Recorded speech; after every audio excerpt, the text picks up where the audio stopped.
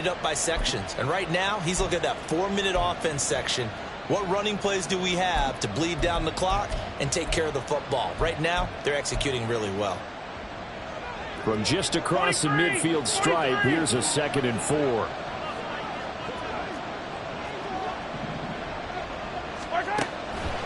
Back to throw. And his throw here's incomplete. I see the surprise in your face there, partner. That is a rare incompletion from him. He's been on point this entire game. He has percentage completion-wise way up. Not that time.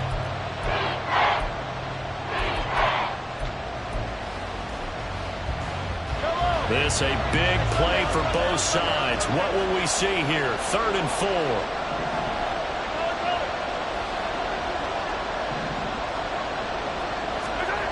Out of the gun, they'll look to throw. And now another one thrown incomplete. That'll be a little bit of frustration there. Back-to-back incompletions. Receivers blanketed on both attempts, this time on 3rd down.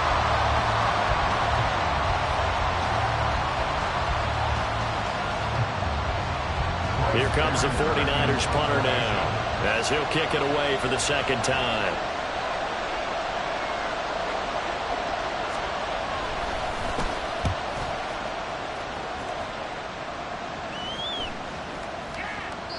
And he didn't quite have the backspin on that one. It hits at the 4 and continues into the end zone. It's a touchback.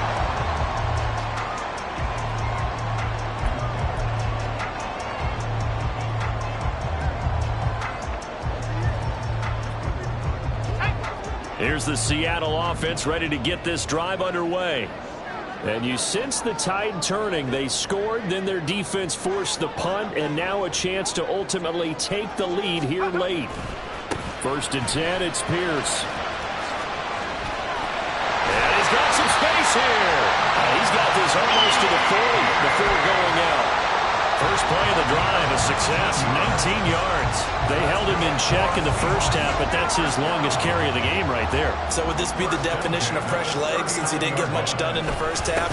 Now he has a great opportunity. He's taking full advantage of it. He's tackled a yard short of the marker. Good gain of 9 on 1st down. And that looked like some pretty easy yardage there right up the gut. And he's a guy that has some height to him. So when you don't have to drop a shoulder or create or get through contact or trash, makes it a lot easier to stay upright, see the field, and make a run as we just saw there. A 2nd down pass play there, but it's incomplete. All right, help me out here a little bit, partner, because what I'm seeing is a passing game that's just struggled to complete anything. No rhythm, no timing. Seems like every pass is also contested well, so give some credit to the defense. Here we go, 3rd and 1. Gut check time on both sides. Now a handoff inside, it's Jackson. And he has the 1st down yardage before they bring him down right at the 45. And now we're going to get a stoppage as, yeah, that looks like Jackson who's shaken up. So as the medical staff takes a look, we'll step aside. So from inside Niner territory now, this is 1st and 10 at the 45-yard line. Here's Pierce on the counter. And nothing much materializing there on the 1st down run. He'll get a couple, and that's it. Typically, we think it's the strong safeties that are better tacklers, especially closer to the line of scrimmage amidst traffic. But in this case, how about the free safety coming up and making the big-time play?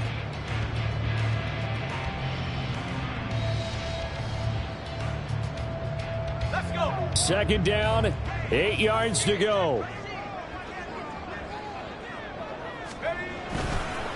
And they'll go right back to Pierce. And he's dropped right at the 40. Gain of 3. Let's give a lot of credit to the offensive line. They've been able to move the ball really well on the ground the entire game. And while that wasn't a huge one, that's okay. They'll take them in short, steady bursts. 4th quarter, down to the final 2 minutes. And we've got a 1-score game. So it's Seahawk football as we march toward a conclusion. They face a critical 3rd down now, needing a score here in the late going. They'll need 5 on this play to move the sticks.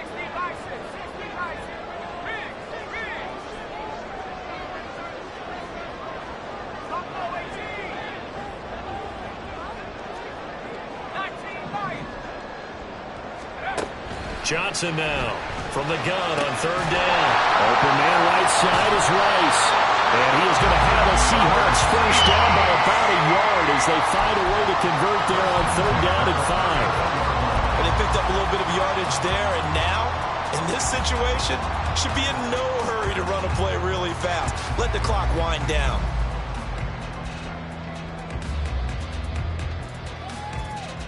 Plenty of time. All 3 timeouts still remain. Here's 1st and 10 now. Handoff left side. Pierce taken down at the 30. I feel like I could see what he was thinking on that carry. Wanted to follow that big tackle through the hole. Ended up only getting 4 yards on the carry. I think he had designs on that one being bigger. Back-to-back 4-yard runs. Now look, if they just do that all the way downfield, ball ends up in the end zone, but that's a little difficult to do. Yeah, I think now 3rd and 2, that defense ready to stiffen up and stop that run. A big play here. 3rd and 2. Going for it with Pierce. And he'll lose yardage here. Going down back at the 28.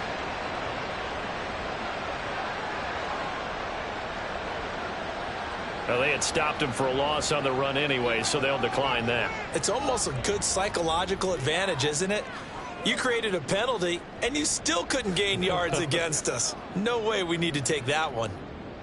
No choice but to go. Here's 4th down now. Got to try it here. He's back to throw. And it's going to be batted down, and we'll go the other way with the football. They had to go for it with such little time remaining, and this 11-play drive is going to lead to nothing on the scoreboard.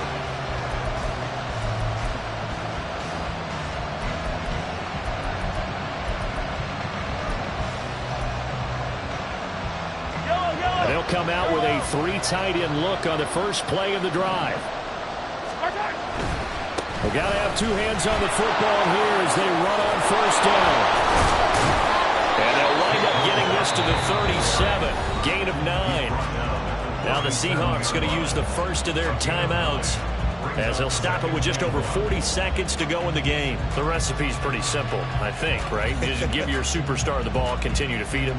Yeah, don't overthink this one, right? Make sure he's touching the football, but you're also counting on his intelligence in playing the game as well. If it's not there, don't force the run. Just make sure you hang on to the football and keep the clock ticking. And they will here to the 38. Now the Seahawks call the second of their 3 timeouts as they stop it here with just under 40 seconds to go in the game.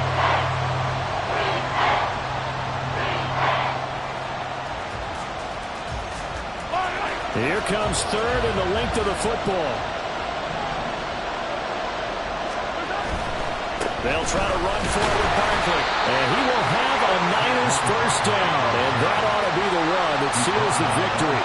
Only a 1-yard gain, but good enough to just about finish this one off.